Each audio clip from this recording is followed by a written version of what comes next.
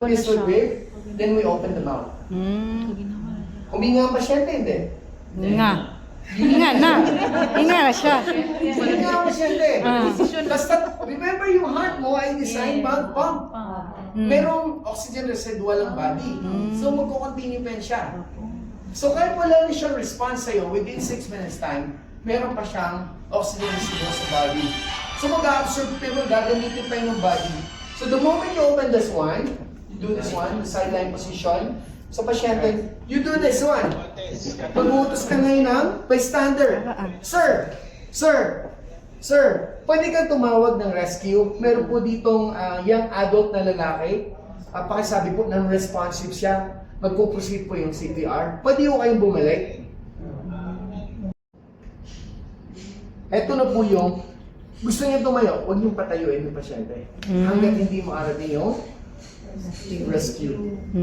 Unless na sobrang tagal na, pero contented naman siya, good enough naman siya, normal yung breathing niya, pwede mo siyang paupuin, pero huwag patayuin.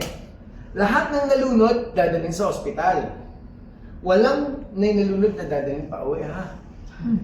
Lahat na buhay o namatay dadalhin sa ospital. Okay? And then hindi tayo magsasabi na patay ng pasyente. Only doctors can say that. Okay? To be safe. Now, CPR, you have to be aware na straight pa yung fingers natin. Alright. Kasi, kung halimbawa din, other than the privacy thing, halimbawa mahaba po, kukunin nyo, di nakahubad po to, then nasasyak din ho kayo, na panic mo din kayo, hindi nyo alam, yung kukunin nyo nakabaon na dun sa dibdib ng pasyente. So that's why you have to maintain a straight po ng fingers natin. Okay? Ayan. And then, ilang compression to? 30.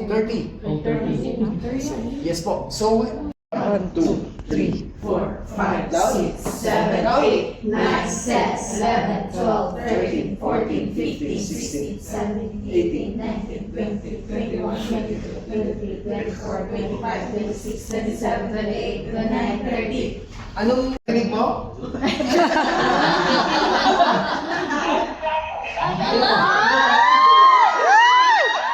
Hindi ka na? Okay, sige. Push na po. May video kasi. Sige, ikaw na bahala pa. Ready ka na? Sige. Push. Sure. Push!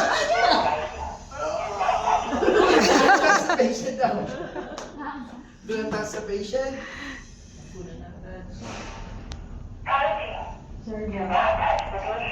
Hawi ka ulit. Atras. So, kung siya siyang nag-alis. Sabi na, pause the button. Please mali. At sabi yung ano gagawin. Pero tatry natin siya na yung bala sa point na. Push! Shock delivery. Trainer lang po kasi ito.